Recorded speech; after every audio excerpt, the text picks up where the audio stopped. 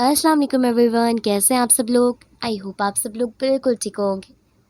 तो आज मैं नावल खला बाय महानूर ज़हरा का एपिसोड 3 का पार्ट 2 पढ़ने वाली हूँ। तो वीडियो शुरू करने से पहले आप लोग चैनल को सब्सक्राइब कर दें और वीडियो को लाइक कर दें। तो चलिए स्टार्ट करते हैं। हॉस्टल आते ही उसे सबसे बड़ा धचका लगा था। पोलिना उसका नुकसान भर चुकी थी और अब उसे उसका कर्जा वापस करने की ज़रूरत नहीं थी। मगर वो उसका एहसान क्यों रखे। उसका लहजा नरम ज़रूर हुआ था, मगर उसका मतलब ये नहीं था कि वो भूल जाए कि पोलिना ने उसके साथ क्या किया था। पहले तो वह जले पैर की बिल्ली की तरह कमरे में घूमती रही, मगर उसका बहुत इंतज़ार कर लेने के बाद वो बिलाखिर किचन में चली ही गई थी। रात बहुत गहरी होती जा रही थी। रात के 2 बज रहे थे और वो लैपटॉप खोले सर हाथों में रखे परेशान सी बैठी हुई थी। उसे कुछ समझ नहीं आ रही थी कि वो किस आइडिया को लेकर रिसर्च करे। बहुत सी सोचें उसका दिमाग खा रही थी। उस महीने उसकी कोई बचत नहीं हुई थी। अलमारी का नुकसान अदा करके जो थोड़े से बच जाने थे वो ज़रूरत के लिए उसने संभाल लेने थे। वो जॉब और स्टडी साथ लेकर नहीं चल पा रही थी। दोनों का ही हर्ज हो रहा था। अगर ओवर टाइम लगाए तो पैसे तो आएंगे, मगर पढ़ाई का भी हर्ज होगा। उसने गहरा सांस भरते हुए गर्दन से टटाक की आवाज़ निकाली थी। क्या हिसाबी हो गई हो तुम भी। उसने ऊंची आवाज़ में खुद कलामी की थी। वो उंगलियों को चटखाते हुए लैपटॉप पर सारे टैब्स बंद कर चुकी थी और ठीक आधा घंटा लगाकर उसने फीवर पर अपना अकाउंट बना लिया था। उसने 2 गिग्स बनाई थी, एक स्टोरी राइटिंग और एक एंटरटेनमेंट न्यूज़ की। उसे लिखना ही तो आता था, सो वो अपनी तहरीर बेच कर कमाएगी। फीवर की डीपी में अपनी तस्वीर लगाकर वो काफ़ी देर तक यूं ही लैपटॉप देखती रही, पर कोई रिक्वेस्ट ही नहीं आई थी। माहिदा ने कहा था कि तहम्मुल से रिक्वेस्ट का इंतज़ार करना है। 1 दिन या 1 महीना भी लग सकता है। राइटिंग मेंटेन करनी है। अगर फीवर पर काम चल पड़ा तो घर बैठे कमाए। वाह, उसने बैठे बैठे ख्वाब देख लिया था। वो रात देर तक लैपटॉप खोले बैठी रही और वहीं कुर्सी पर बैठे बैठे सो गई थी।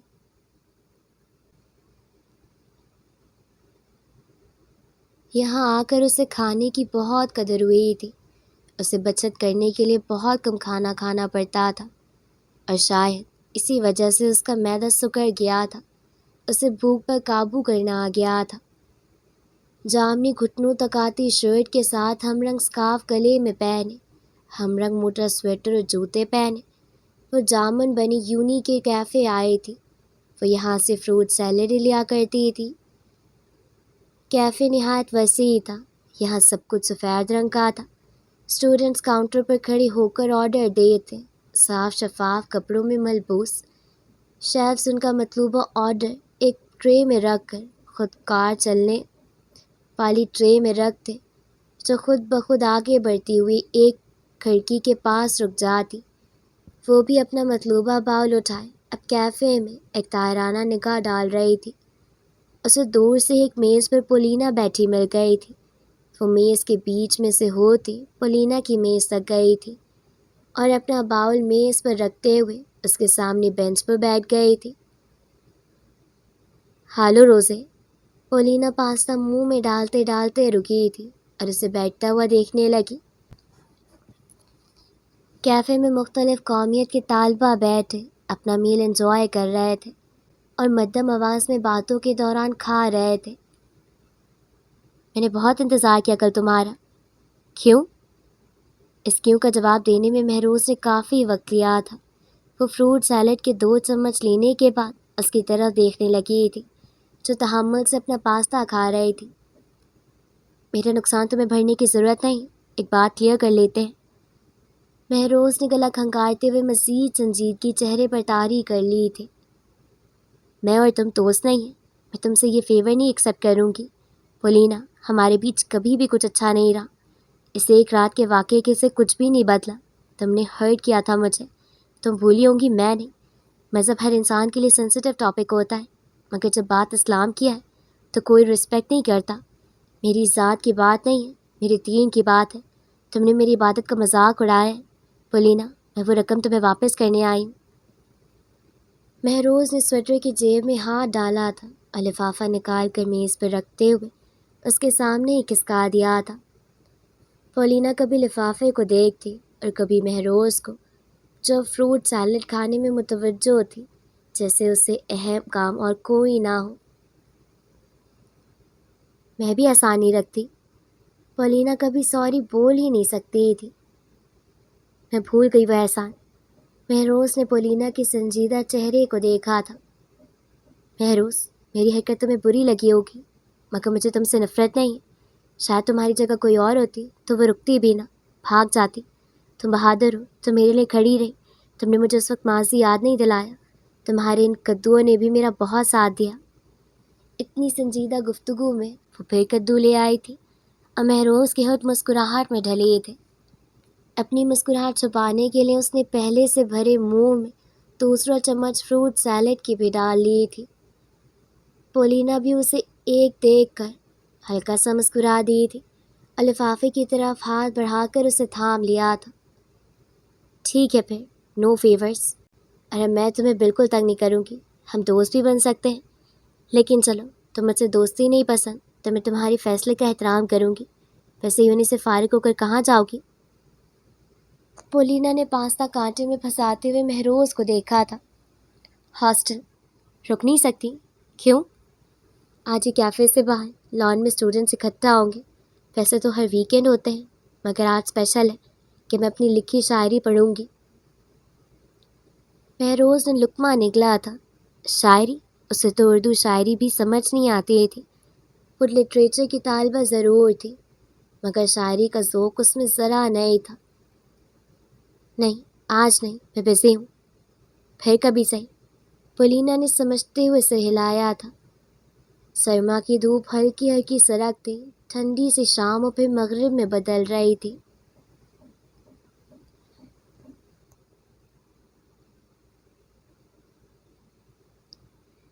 ہفتے کا دن تھا اور اسے جگہ ٹیکسٹ کر دی گئی تھی۔ وہ پنک پھولدار اور سفید فراک جینس پہنے آئینے کے سامنے کھڑی خود کو تنقیدی نظروں سے دیکھ رہی تھی۔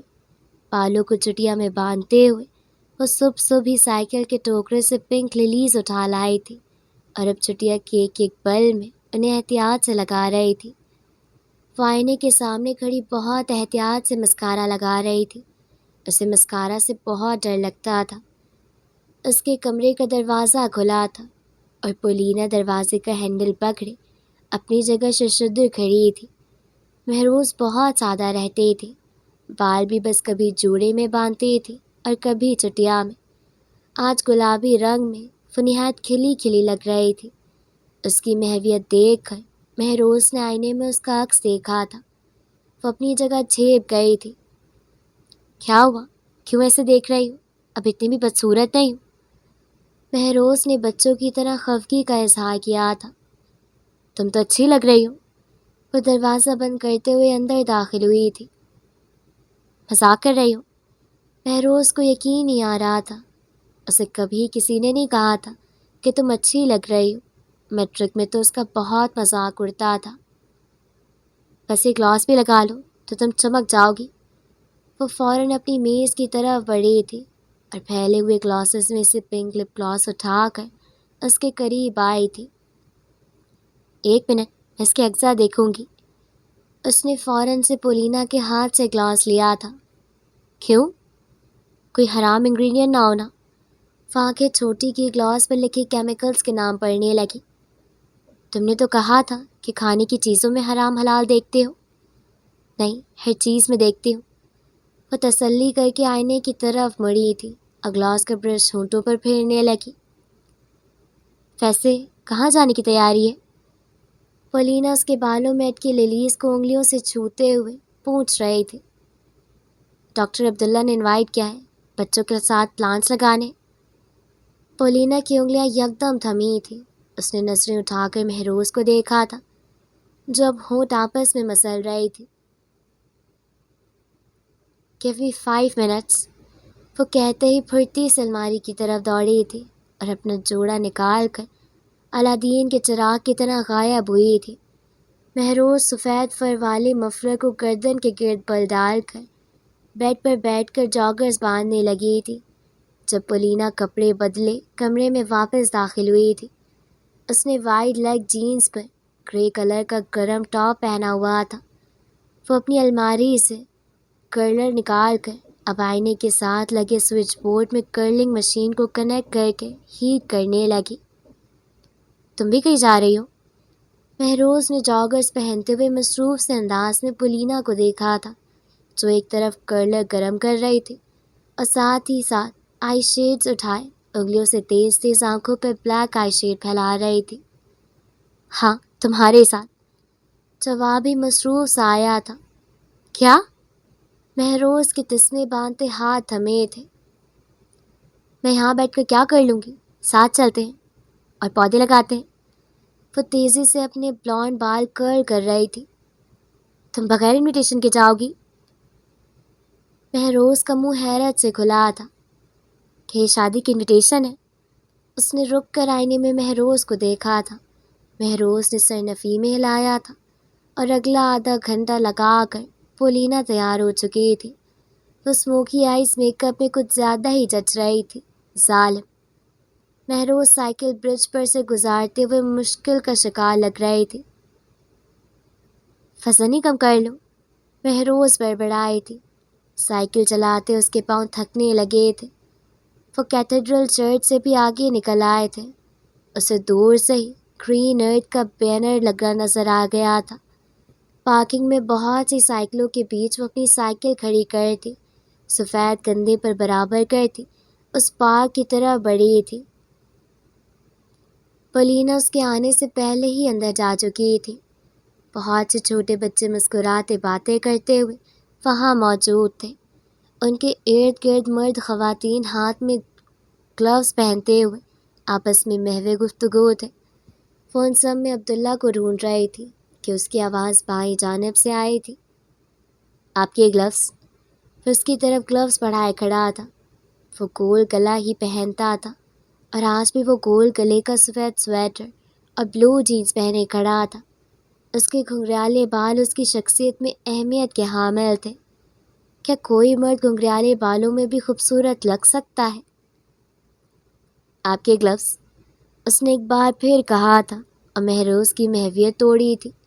مہروز خجل ہوتی گلوز پکڑ چکی تھی۔ اب کافی لیٹ آئی ہیں۔ وہ اس کے بالوں میں اٹکے پنک لیلیز کو دیکھتے ہوئے بولا تھا۔ وہ بس، اس نے اپنی طرف آتی پولینا کو دیکھا تھا۔ اسی کی وجہ سے تو لیٹ ہوئے تھے، ورنہ مہروز وقت سے پہلے پہنچنے والے لوگوں میں سے تھی۔ بس وہ سوچ کر ہی رہ گئی تھی۔ آپ مجھے گائیڈ کرتے رہیں۔ پولینا ہاتھوں میں گلوز پہنے براہ راست عبداللہ سے مخاطب تھی۔ اصل میں یہ اہتمام بچوں کے لیے کیا گیا ہے تاکہ ان میں پھول پودوں کا خیال اور ان کی پروان چڑھانے کی عادت بن جائے۔ آپ بچوں کو اسسٹ کر سکتی ہیں۔ جو اس بچے کو اسسٹ کر رہا ہے آپ اسے دیکھتی رہیں۔ وہ پولینا کو ہمیشہ کی طرح سپاٹ تاثرات کے ساتھ جواب دیتا آگے بڑھ چکا تھا۔ وہ پارک کے ایک طرف لگے میز کے پیچھے کھڑے ہو کر تالی بجا چکا تھا تاکہ سب اس کی طرف متوجہ ہوں۔ سارے بچے اور بڑے اب میز کی طرف رک کے خاموش کھڑے تھے۔ مہروز کے دل میں خواہش جاگی کہ کاش پاکستان کے ہر شہر میں بھی یوں پودوں کے حوالے سے شعور اجاگر کیا جائے تو یقیناً پاکستان کے موسم پر فرق پڑ سکتا ہے۔ آپ سب کی آمد کا شکریہ، سب سے زیادہ ان سویٹ کڈز کا۔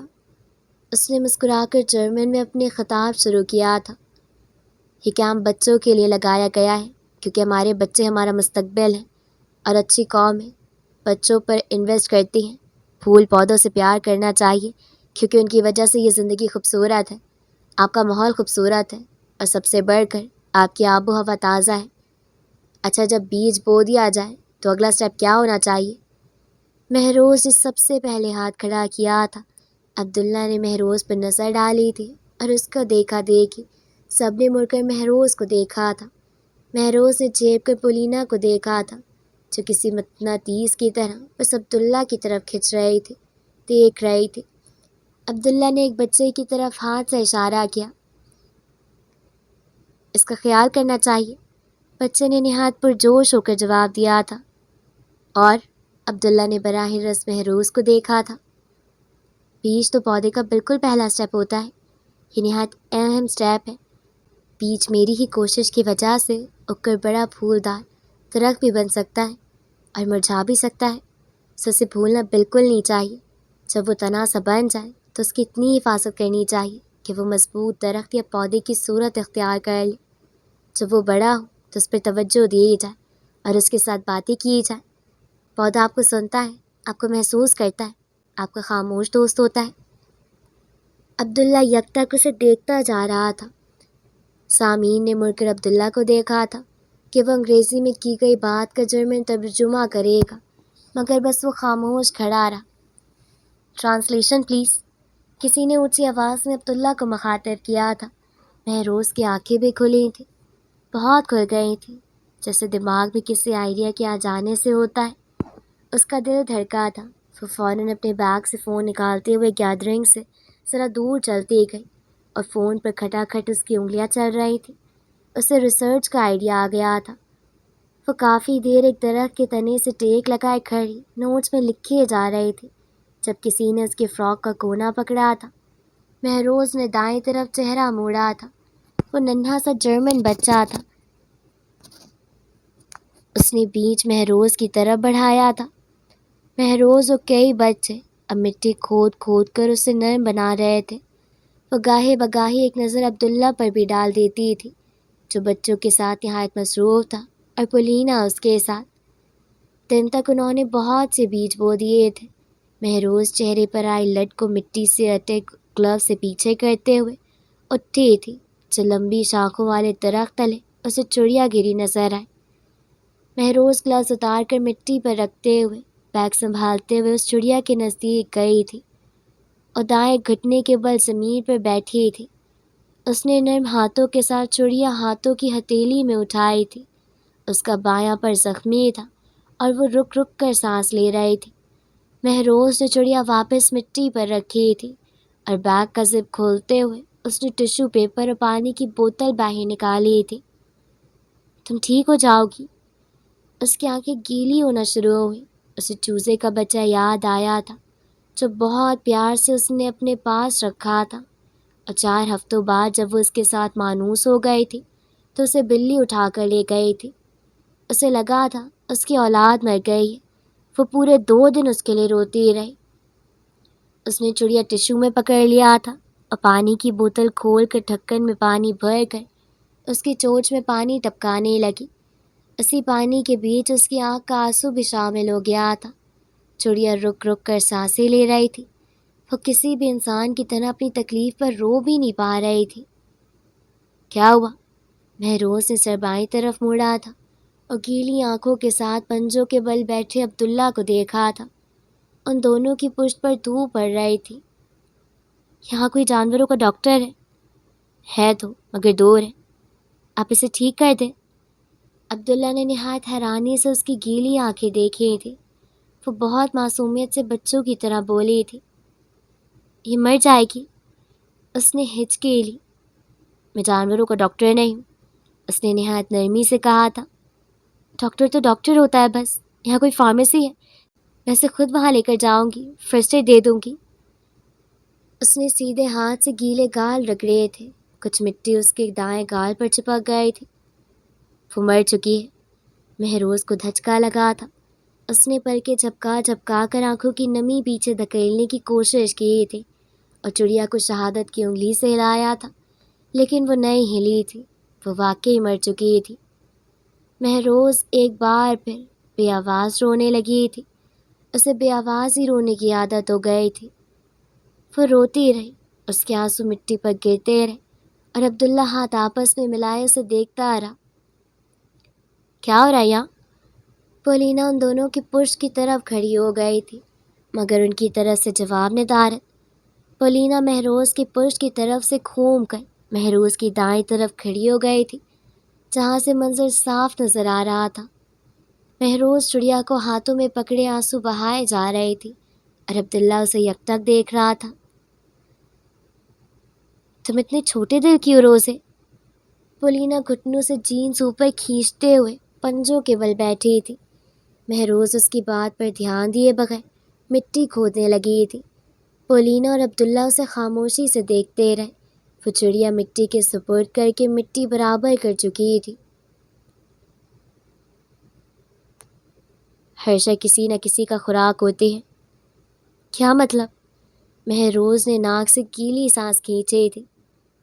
مطلب کسی نہ کسی کو اس کو کھانے کی کوشش کی تھی۔ مطلب کسی نے اس کو کھانے کی کوشش کی تھی شاید، اور یہ اسی کے نصیب کا خوراک نہیں تھی۔ اپنا دفاع کرتے ہوئے زخمی ہو گئی اور مر گئی۔ عبداللہ نے گہرا سانس لے کر وجہ بتائی تھی۔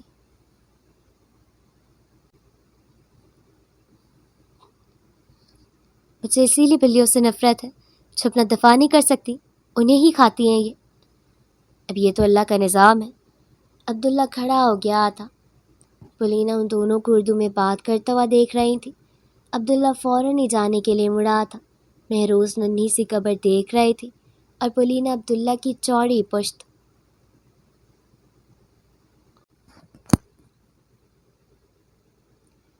فری برگ کی نرم دھوپ یہاں آنے والوں کو اپنا اسیر کر دیتی ہیں۔ ایسے ہی کئی نرم دھوپ کی صبح آئی تھی۔ مہروز کو اپنے ٹوکرے میں پنک لیلیز دیکھنے کی عادت ہو گئی تھی، اور کئی دنوں سے صبح ہی ٹوکرا اسے خالی ملتا تھا۔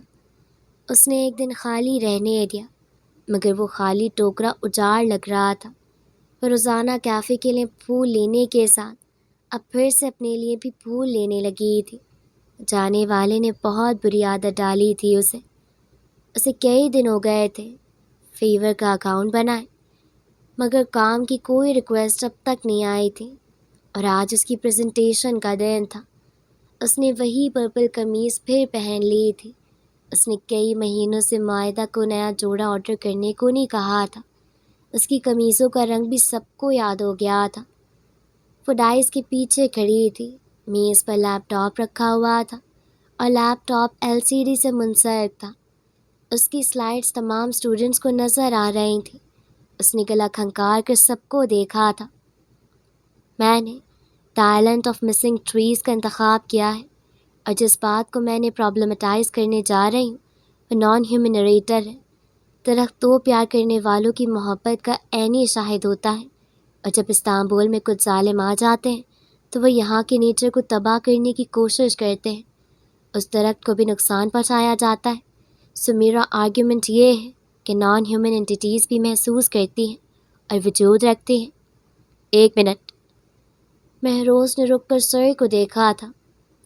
کیا آپ کو لگتا ہے آپ کا آئیڈیا اوریجنل ہے؟ جی، مہروز نے پورے اعتماد کے ساتھ کہا تھا۔ تو آپ کی اسٹڈی کمزور ہے۔ سر میتھیو کا ریسرچ آئیڈیا بھی یہی تھا۔ ان کو لٹریچر ریویو میں شامل کیا ہے میں نے، پر میرے تھیورسٹ مختلف ہیں، بات مختلف ہے، کانٹیکس مختلف ہے۔ آپ کا آئیڈیا نیا نہیں ہے۔ میرے پاس اتنا وقت نہیں ہے مہروز کہ میں آپ کے آئیڈیاز سنتا رہوں۔ آپ لوگوں کے پاس ریسرچ لکھنے کا وقت بہت ہی کم ہے، اور آپ اس وقت کو گوا چکی ہیں۔ تھیورے کے سر اپنی موٹی اینک کو 2 انگلیوں سے ٹھیک کر کے دروازے کی طرف مڑے تھے۔ سر، میں چینجز کر لوں گی پلیز۔ مہروز کا دل ڈوبا تھا۔ پوری کلاس کو حیرت تھی، کسی کا بھی ریسرچ آئیڈیا ریجیکٹ نہیں ہوا تھا سوائے مہروز کے۔ No second chances sir please. Mehroz ان کے پیچھے بھاگی تھی، اور وہ تو جیسے سننے کے موڈ میں ہی نہیں تھے، اور دروازہ کھول کر جا چکے تھے۔ مہروز گہرے گہرے سانس لیتی خود کو نارمل کرنے لگی تھی۔ اسے ہار نہیں ماننی تھی۔ اس کی تعلیم ہی اس کی اولین فوقیت تھی۔ وہ پوری کوشش کر کے بھی کیفے میں پہلے جیسا کام نہیں کر پا رہی تھی۔ اسے ٹوکرے میں پھول رکھنا بھی یاد نہیں ہوتے تھے۔ وہ پورا ہفتہ سر کے پیچھے بھاگ بھاگ کر سیکنڈ چانس کی منتیں کرتی رہی، اور آخر کار وہ چانس مل ہی گیا۔ اس میں نیا کیا ہے؟ وہ سینے پر ہاتھ باندھے کلاس کے پیچھے کھڑے نہایت سنجیدہ تھے، اور ایک بار پھر اپنا پچھلی کلاس میں کیا گیا سوال دہرا رہے تھے۔ اسے لگا اس کا سیکنڈ چانس بھی مس ہو جائے گا۔ اس نے خشک ہوتے ہونٹوں پر زبان پھیری تھی۔ یہی کہ کیسے ویمن آف کلرب نے ریزیڈنس جنریٹ کر سکتی ہیں۔ وہ ہکلائی تھی۔ آپ کا سیکنڈ چانس بھی ضائع ہو گیا۔ وہ افسوس سے ہلاتے ہوئے دروازے کی طرف بڑھے تھے۔ کلاس کے سارے طالبہ مہروز کا چہرہ دیکھ رہے تھے، جس کا رنگ اڑ سا گیا تھا۔ اس میں دوبارہ بھاگنے کی سکت نہیں تھی اب۔ مہروز کا ڈھیر سارا رونے کا دل کر رہا تھا، پر وہ مضبوط رہنا چاہتی تھی۔ اس نے ہونٹ آپس میں پیوست کیے لیپ ٹاپ آف کیا۔ ایک اسٹوڈنٹ اس کا لیپ ٹاپ LCD سے ڈسکنیکٹ کر رہا تھا تو ایک اس کا بستہ اٹھائے اس کے پاس آیا تھا۔ کوئی کچھ کہہ بھی رہا تھا، پر اسے خود پر ضبط کرنا تھا۔ اسے لگ رہا تھا وہ منہ کھولے گی تو ان کی تسلیوں کا جواب دینے کے لیے نہیں، بلکہ رو پڑنے کے لیے۔ کچھ طالبہ نے اسے کوریڈور میں بھی ساتھ چلتے ہوئے تسلی دی تھی، اور پھر انہیں کے کیفے کی طرف جاتے راستے کی طرف چل پڑے تھے۔ وہ اکیلی رہ گئی تھی۔ اس نے اکیلے ہی انہیں کی داخلی سیڑھیاں عبور کی تھی۔ وہ سرخ آنکھوں اور بوجھل دل کے ساتھ اپنی اجاڑ ٹوکرے والی سائیکل کی طرف بڑھی تھی۔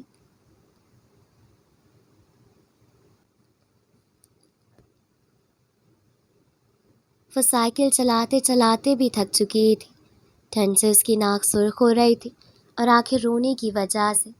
اندھیرا بھی اب بہت حد تک پھیل چکا تھا۔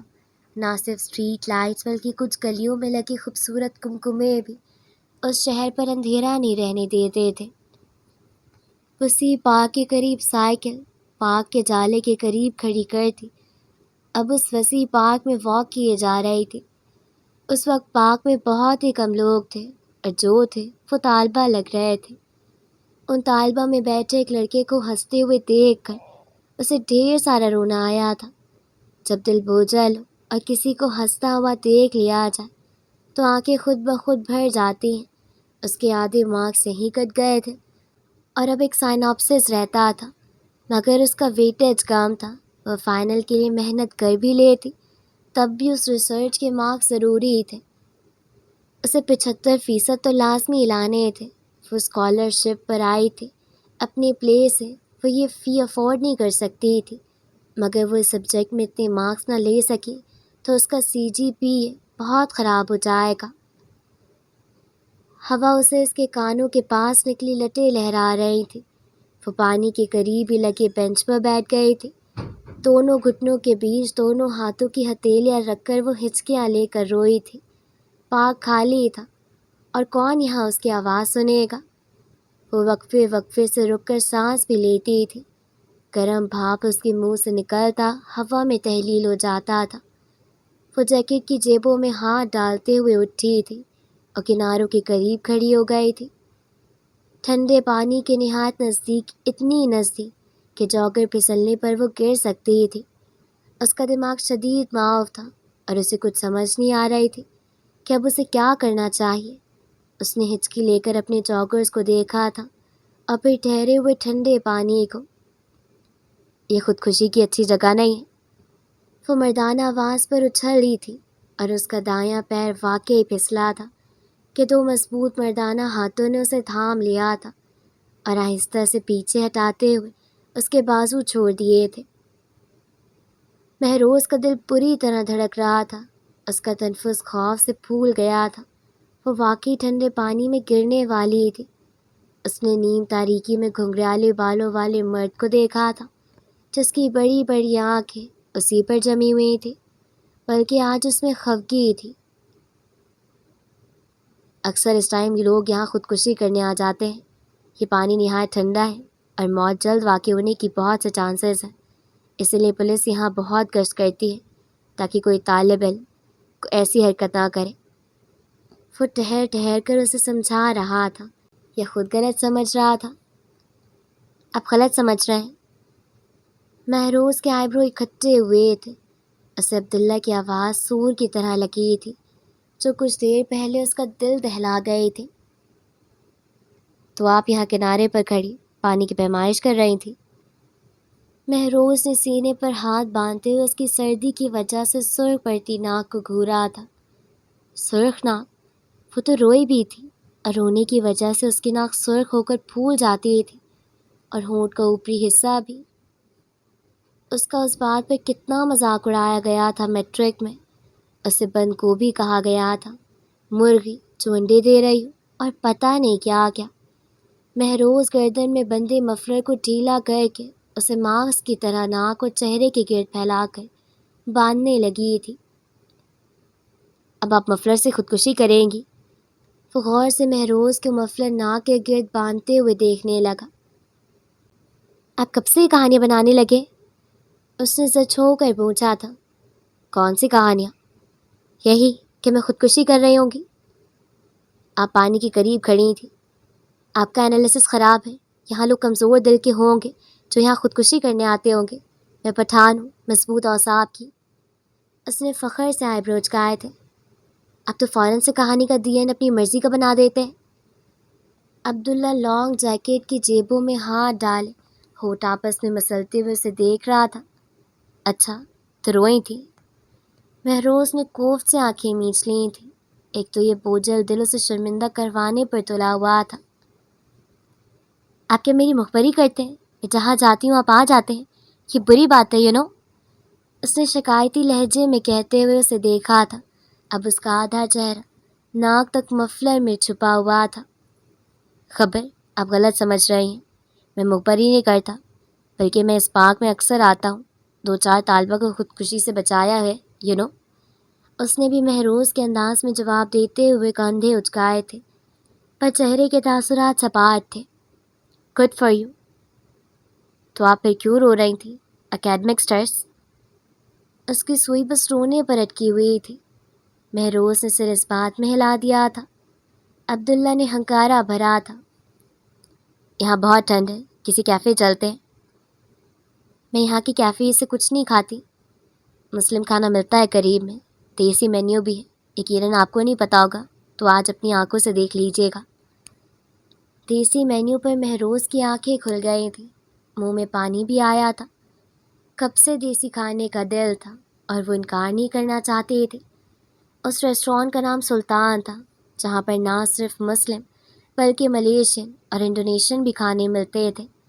وہ لوگ ریسٹورانٹ کے اس حصے میں بیٹھے ہوئے تھے جہاں میز کے گرد چھوٹے چارپائیاں رکھی ہوئی تھیں۔ دیواریں سرخ رنگ کی تھیں جس میں ہیر اور رانجھے کی تصویریں بنی ہوئی تھیں۔ خوبصورت فانوس اور دیواروں سے لٹکتے فیری لائٹس نے اس حصے کو اچھا خاصا روشن کر رکھا تھا۔ وہ یہاں گرمائش اور سٹنگ دیکھ کر قدرے بہتر محسوس کر رہی تھی۔ اسے لگ رہا تھا وہ پاکستان میں بیٹھی ہے۔ مینیو کارڈ کے ورک آگے پیچھے کرتے اس نے اپنے لیے مٹکا بریانی، مسالہ دمبا کڑھائی، 3 نان و نمک والی لسی آرڈر کی تھی۔ اس نے خاص تاکید کی تھی کہ دونوں کھانوں میں کسی قسم کی کھٹاس نہیں ہونی چاہیے۔ وہ آج اپنے اوپر دل کھول کر خرچ کرنا چاہتی تھی۔ کل کی کل دیکھ لی جائے گی۔ جبکہ عبداللہ نے اپنے لیے چکن سوپ منگوایا تھا۔ تم تو کافی مسالے والی چیزیں کھاتی ہو۔ عبداللہ اس کے عین سامنے والی چرپائی پر بیٹھا تھا جہاں سے سیاہ آسمان صاف دکھ رہا تھا۔ کتنے مہینوں سے پھیکے کھانے کھا رہی ہوں۔ یہاں پاکستانی مسالے ڈھونڈنا بہت مشکل ہے اور ہر مسالے کو میں نہیں خریدتی۔ مجھے حرام حلال کا فرق یاد رکھتا ہے۔ گڈ، عبداللہ نے سمجھتے ہوئے سر ہلایا تھا۔ چند پل دونوں خاموش بیٹھے ارد گرد کا جائزہ لیتے رہے جہاں صرف پاکستانی، انڈیا نہیں بلکہ جرمن لوگ بھی بیٹھے ہوئے تھے۔ سب سے نچلے فلور پر ملیشین، دوسرے فلور پر انڈونیشین اور تیسرے پر پاکستانی فوڈ ملتا تھا۔ اب بتاؤ یہ کیسا اکیڈمک سٹریس ہے؟ میں سٹریس اچھا ریلیز کرتا ہوں۔ اس کے رونے کی وجہ سے سوجی ہوئی آنکھوں کو دیکھ رہا تھا۔ آپ سائیکائٹرسٹ ہیں؟ نہیں، پر کبھی اسٹوڈنٹ تھا اور میڈیکل کی تعلیم زیادہ ٹف ہے۔ خیر وہ تو لٹریچر بھی ہے۔ اسے شدید کوفت ہوتی تھی جب کوئی لٹریچر کو فار گرانٹیڈ لیتا تھا۔ صحیح، تو پھر مسئلہ کہاں ہے جب تعلیم میں محنت کرنی ہے اور سفر آسان نہیں ہے؟ محنت تو کی تھی، اس نے لکڑی کی میز کی سطح کو ناخن سے کھرچتے ہوئے غمزدہ آواز میں کہا تھا۔ اس کی ناک بھی اب تک سرخ تھی مگر وہ مفلر میں سے مزید اپنی ناک کو چھپا کر نہیں رکھ سکتی تھی۔ آخر کو کھانے کے لیے بھی تو مفلر ہٹانا ہی تھا۔ تھیوری کے سر کو کوئی مسئلہ ہو گیا مجھ سے، بلکہ جس دن ایم ایل البرٹ کا سیمینار ہوا ہے اس دن سے یونی کے اسٹوڈنٹس جو سیمینار میں شریک تھے وہ عجیب نظروں سے دیکھتے ہیں مجھے۔ میں نے 2 ریسرچ آئیڈیاز دیے تھے اور دونوں اوریجنل تھے، پر دونوں ہی ریجیکٹ کر دیے اور میرے پاس کوئی تیسرا چانس نہیں ہے۔ میرے مارکس لوز ہو گئے اور اب میں فائنل میں جتنی بھی محنت کر لوں میں ایک گریڈ نہیں لے سکتی، نہ ہی یہ سبجیکٹ ڈراپ کر سکتی ہوں۔ اس نے گہرا سانس بھرا تھا، اس کے آنسو خشک ہو چکے تھے، پر لہجے میں اب تک اداسی تھی۔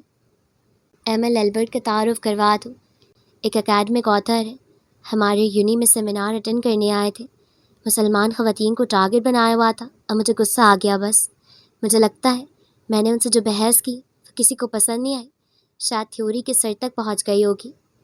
یونی یہ یہاں کے اسٹوڈنٹس کی لینگویج ہے، یونیورسٹی کا شارٹ کٹ۔ یہ یہاں کا شارٹ کٹ نہیں ہے، اٹس اے پاکستانی تھنگ۔ اس نے جیسے فخر سے کندھے جھٹکے تھے۔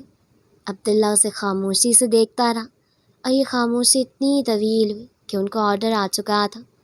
مہروز کھانا کھاتے ہوئے بھول چکی تھی کہ کچھ دیر پہلے وہ کتنا روئی تھی۔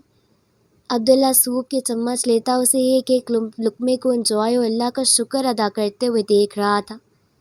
کچھ پل بعد وہ اخلاقاً پوچھ لی تھی، یہ دمبا کڑھائی ٹرائی کر لیں، دمبا بہت پسند ہے مجھے، اور وہ میں آئلی چیزیں نہیں کھاتا، کہہ کر انکار کر دیتا۔ کھانا ختم ہو چکا تھا اور مہروز ٹشو سے لب تھپتھپاتے عبداللہ کو دیکھ رہی تھی، جو چھوٹا سا کتاب سا کھولے کھانے کا بل بڑھ رہا تھا۔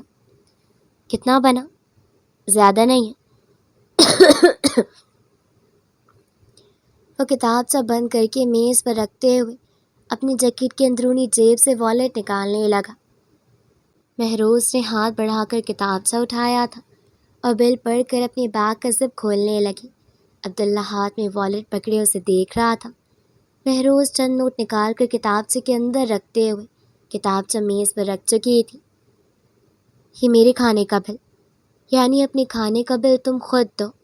عبداللہ نے سمجھتے ہوئے چند نوٹ نکال کر کتابچے میں پھنسائے تھے۔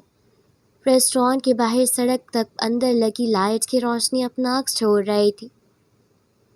گڈ نائٹ، مہروز نے ہلکا سا مسکرا کر عبداللہ کو دیکھتے ہوئے کہا تھا۔ آپ کا ہر دن اچھا گزرے، عبداللہ سپاٹ تاثرات کے ساتھ کہتا ہوا دائیں طرف بڑھا تھا۔ اس کی دعا پر غور کرتے ہوئے مہروز بائیں طرف ریسٹورانٹ کے نزدیک پارکنگ ایریا میں پارک اپنی سائیکل کی طرف بڑھی تھی۔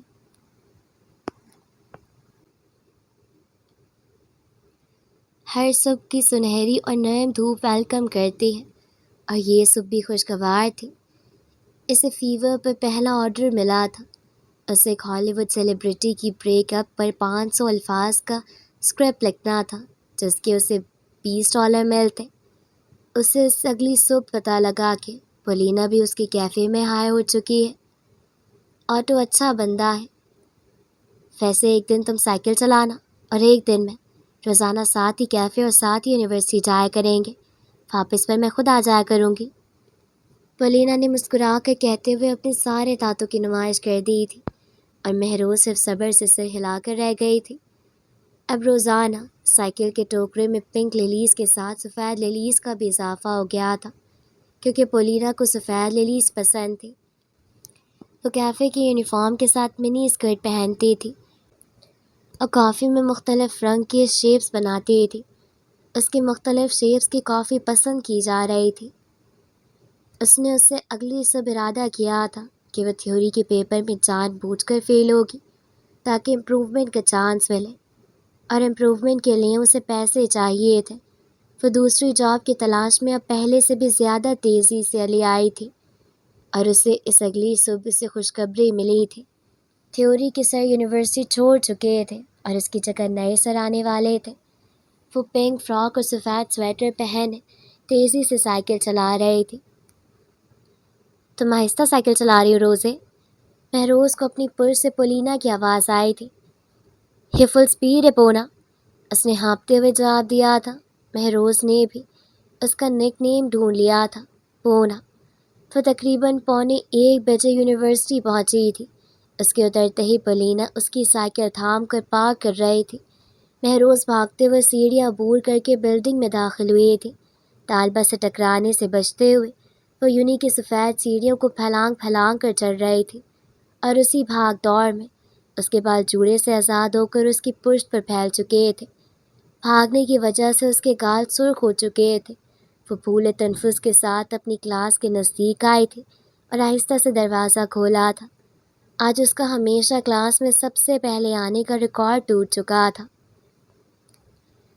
سارے طالبہ نے حیرت سے سر موڑ کر مہروز کو دیکھا تھا، جو منہ پر ہاتھ رکھ کے اپنا پھولا ہوا سانس برابر کرنے کی کوشش کر رہی تھی۔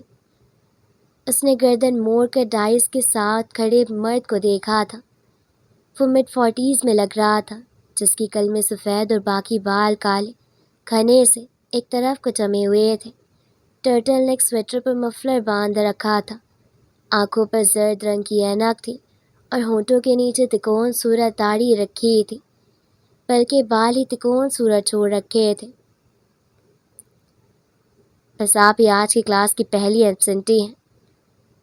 مہروز کچھ کہنے کے لیے منہ کھولنا چاہتی تھی کہ ہونٹ آپس میں ملا کر لب بند کر دیا۔ اسے نئے تھیوری کے سر سے پنگا نہیں لینا تھا۔ وہ چلتے ہوئے پہلی رو میں رکھی اپنی مخصوص نشست پر بیٹھی تھی اور بیگ کا زپ کھول کر رجسٹرز نکالنے لگی۔ اسے کلاس خاموش لگ رہی تھی۔ اس نے آہستہ سے پین نکالا تھا۔ اتنی خاموشی! اس نے سر اٹھایا تھا اور سامنے ہی تو سر خاموش کھڑے اس کو دیکھ رہے تھے۔ مہروز نے گردن موڑ کر دائیں و بائیں طرف بھی دیکھا تھا۔ سب اسے دیکھ رہے تھے۔ کیوں؟ اس نے اپنے سر کے بالوں میں ہاتھ پھیرا تھا۔ اچھا، تو بھاگنے کی وجہ سے اس کے بال کھل گئے تھے اور اب وہ نہایت رفلیے میں لگ رہی تھی۔ شاید اسی لیے سب اسے دیکھ رہے ہوں۔ اس نے کلائی میں پہنی پونی اتار کر بالوں کو سادہ سی پونی میں باندھ کر دونوں ہاتھ ٹیبل پر رکھ کر سر کو دیکھنے لگی۔ آپ نے لپ گلاس یا ٹنٹ تو نہیں لگانا؟ وہ سر کے سوال پر نہ سمجھی سے انہیں دیکھنے لگی۔ اب بڑی فرصت سے رجسٹر نکال کر باندھنے لگی۔ کوئی اور کام بھی رہ گیا ہے تو 5 منٹ اور لے لیں۔ سر کے طنز پر اس نے نفی میں سے ہلایا تھا۔ میری کلاس میں ایبسنس کا مطلب ہے میرے کورس کو فیل کرنا۔ میں کلاس میں ہل جل، رجسٹر نکالنے، پانی پینے اور فون یوز کرنے سے ڈسٹرب ہوتا ہوں۔ آپ لوگوں کو ایسا کچھ بھی کرنا ہو، آپ لوگ میری کلاس چھوڑ سکتے ہیں، انڈرسٹینڈ؟ سب نے مرا سا ہاں میں جواب دیا تھا۔ تو انہیں کلاس میں روبوٹ چاہیے تھے۔ مہروز خجالت سے کان کو جانے لگی تھی تو وہ کوفت کا شکار ہو رہے تھے اور اسے لگا سب اس کا رفلیہ دیکھ رہے تھے۔ پگلی، آپ اپنی ریسرچ آئیڈیاز دوبارہ شیئر کریں گے جو ایکسیپٹ ہوتی جائیں گی، ان کی پریزنٹیشن ہم کلاس میں لیں گے آفٹر 2 ویکس، گاٹ اٹ؟ اور اس خبر پر مہروز سے زیادہ کون اونچی آواز میں یس کہہ سکتا تھا؟ وہ جو کل تک اس کورس کو فیل کرنے کی سوچ رہی تھی، آج اس کے ہاتھ میں امید کا جگنو اپنی روشنی پھیلا رہا تھا اور اسے اپنی ہتھیلی روشن لگ رہی تھی۔ کم ہی لوگ خود کو خود ٹریٹ دیتے ہوں گے۔ کبھی کبھی خود کو اپنے پیسوں سے ٹریٹ دینی چاہیے۔ یہ اچھی ایکٹیویٹی ہے۔ ہم دوسروں کی ٹریٹ کا انتظار کرتے ہیں مگر خود کو ٹریٹ کرنے کا نہیں سوچتے۔ وہ آئس کریم اسٹریک سے آئس کریم کھاتے ہوئے ہاسٹل کے قریب بنے چھوٹے سے واکنگ ایریا میں واک کر رہی تھی۔ وہ نہایت چھوٹے رقبے پر بنا واکنگ ایریا تھا جہاں شام کو زیادہ تر بوڑھے بیٹھتے تھے اور رات کو مہروز یہاں واک کرتے ہوئے خود کو ٹریٹ دے رہی تھی۔ وہ نرم گھاس پر چپل رکھتے ہوئے ہلکا پھلکا محسوس کر رہی تھی۔ ابھی کچھ دیر پہلے ہی اس نے بیبی کو کال کر کے سارا واقعہ بتایا تھا اور انہوں نے ہمیشہ کی طرح کہا تھا، تمہارے لیے 2 ہاتھ ہر وقت دعا کرتے ہیں۔ جن کی مائیں زندہ ہوں انہیں پریشان ہونے کی ضرورت نہیں ہوتی۔ آئس کریم کھا لینے کے بعد وہ قریب بنے ڈسٹ بن میں اسٹرک پھینک کر ہاسٹل جانے کے لیے مڑی تھی۔ ٹھنڈ پہلے ہی بہت تھی، اوپر سے آئس کریم کھانے کی وجہ سے کچھ اور ہی بڑھ گئی تھی۔ چلتے چلتے اس کی نظر باغ کے چاروں طرف لگے جالے پر چڑھتے بیل پر پڑی تھی۔ سرد پھول ابھی کھلے نہیں تھے پر کوپلیں نکل آئی تھی۔ یہ بیل اس نے کچھ ہفتے پہلے ہی لگائی تھی۔ وہ اپنی محنت سے گرو کرتے بیل کو دیکھ کر مسکرا دی تھی۔ یہی تو تھے جن سے وہ دل کی باتیں کرتی تھی، جن کو وہ اولاد کی طرح ٹریٹ کرتی تھی۔ وہ بیل کے نہایت قریب پہنچ گئی تھی جب مردانہ آواز پر ٹھہر کر اس نے دائیں طرف گردن گھمائی تھی۔ کالی اینک و گردن میں مفلر پہنے لمبا سا مرد اسے مخاطب کر رہا تھا۔ اس کی آواز سنی سنی تھی، وہ جرمن ایکسنٹ میں انگلش بولتا تھا۔ مہروز کی کالی آنکھیں خوف سے مزید سیاہ ہو گئی تھیں۔ تو اس شخص نے مہروز کی جان نہیں چھوڑی تھی۔ وہ پیچھے پولینا کے پڑے تھے اور پولینا مہروز کے راستے میں آ گئی تھی اور ان کے راستے میں مہروز۔ تو وہ جیل سے چھوٹا کب تھا؟ کچھ یاد آیا؟